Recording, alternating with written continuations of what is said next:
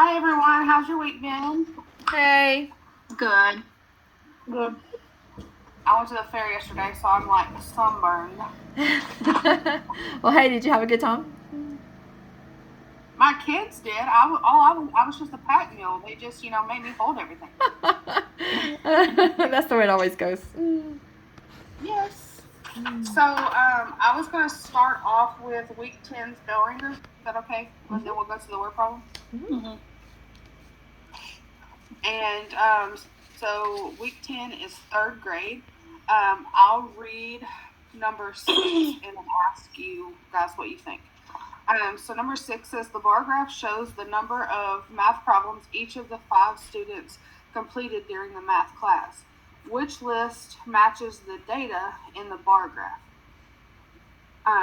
So on this one, I felt like it was pretty easy. As long as the students know how to read a bar graph. What did y'all think about this one?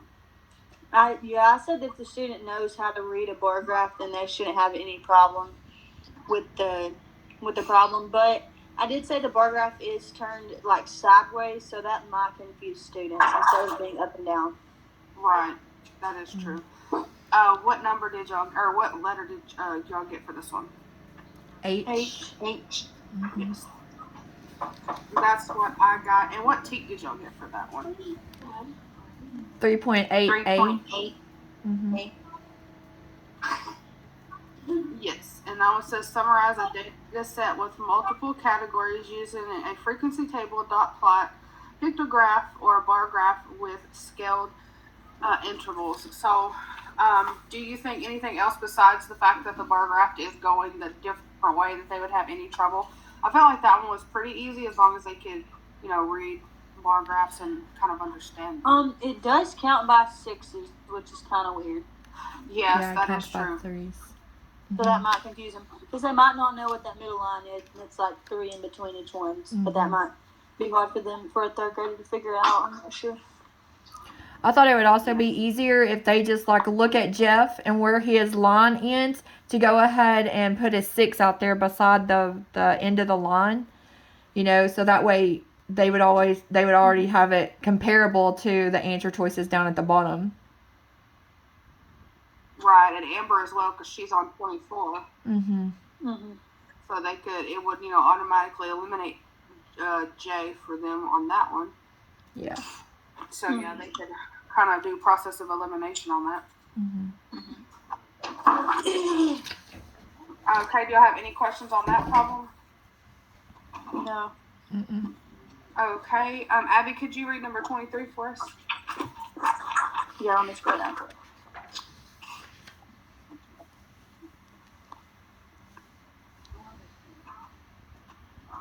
Okay, it says the pictograph shows the number of each type of balloon, animal, or clown made on Tuesday. Which table correctly represents the data?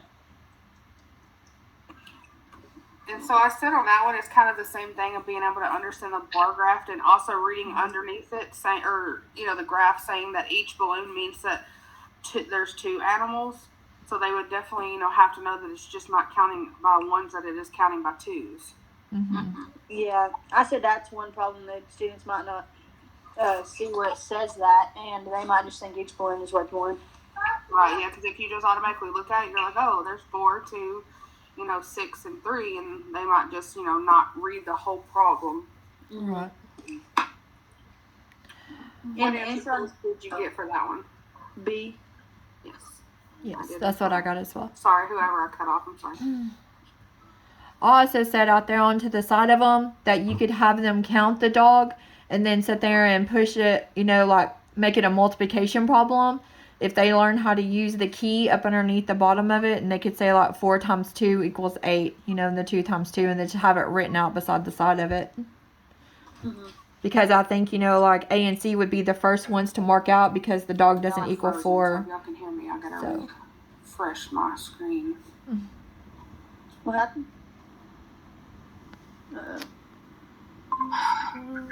Sorry, guys. More internet horrible today. Oh, you're fine. Okay, did y'all have any questions on that one? Because the teak is the same on that one. Yes. Mhm.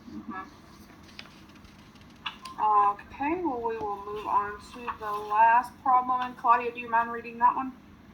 Yes, let me get to it. That's number 11, correct? Yes, Yes. ma'am. Okay, let me go back to it.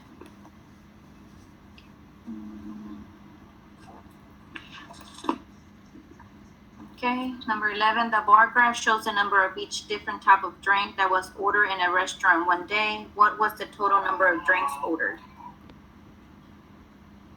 Okay, and how did y'all think this one? Did y'all think this one was kind of like the other ones, or did you think it would be a little bit more difficult for them to understand? I think it was about the same. I mean, basically they will just add, and then on this one it falls. I think they all fall like on a number, right? Except for that T. Yeah, except for the 75. Mhm.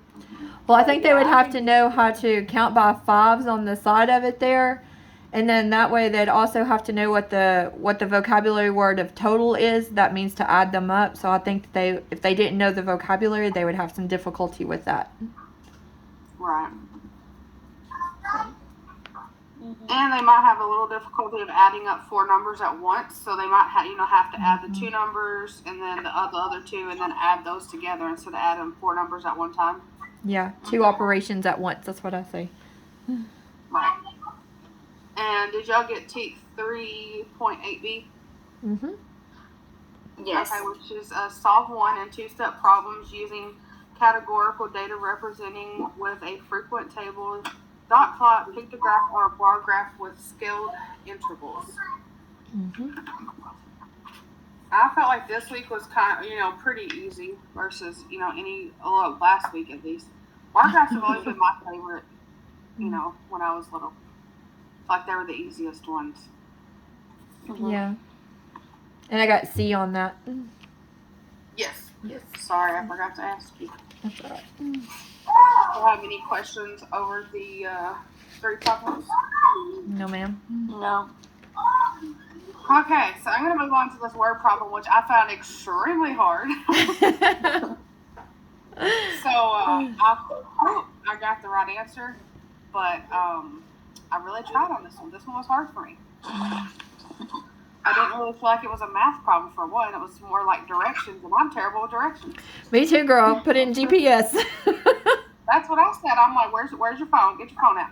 Okay, so I'm gonna read over it first, and then we'll take turns reading it again. Are y'all ready? Mm-hmm. Okay.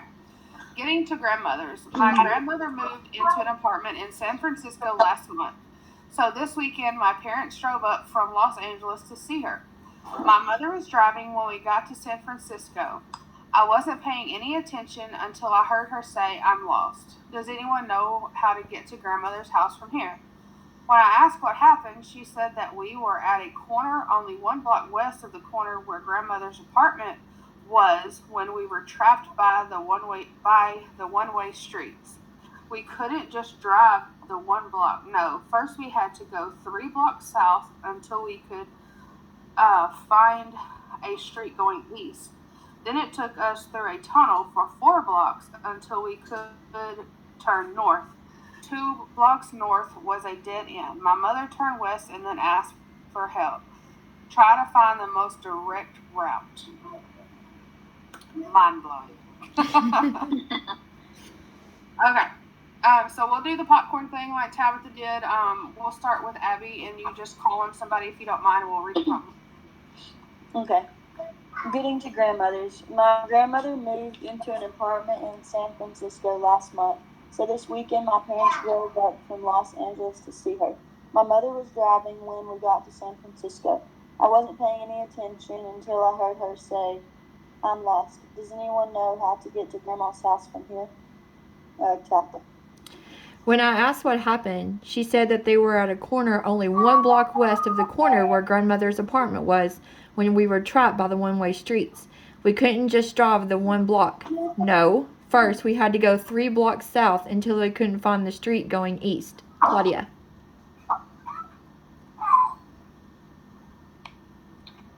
Then it took us through a tunnel for 4 blocks until we could turn north. 2 blocks north was a dead end. My mother turned west and then asked us for help. Try to find the most direct route. So on this problem, I feel like you would have to draw it out. That's what I did. Actually, I read it to my husband and had him draw it out to try to figure it out on that one, because this one's, I mean, obviously it's not a third grade problem. This definitely is not a third grade problem. I didn't even really understand how it, pertained to math. Other than drawing it out, is there any other way that y'all think you could have figured it out other than you drawing like a map? Well, I think that your kiddos would have to know the compass rose. Like they would have to know their Yes. directions. Yes, that's the first thing I did was draw the compass and then I started drawing like the streets to try to figure out how to get back to Grandma's apartment. Mm-hmm.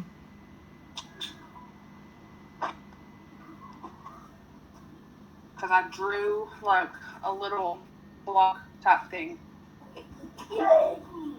And the answer I got, which I'm not, like I said, I'm not sure if it's right, you would go 3 blocks west and 1 block north. Did y'all get a different answer?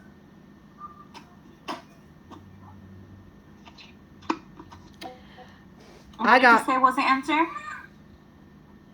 I put 3 blocks west and 1 block north. 3 blocks west and 1 block north.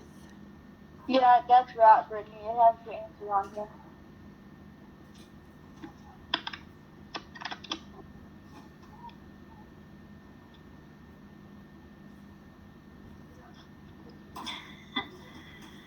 This one was hard for me. I'm telling y'all, I spent like forever on this thing. I'm like, this is not a math problem. This is like, oh, I'm terrible with directions. I'm like, oh, it's by, this store, that store. I don't know my north, south, east, west now. 1,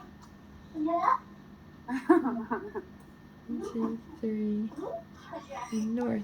Good job. Do y'all have any questions on that problem or any other thing that we went over today?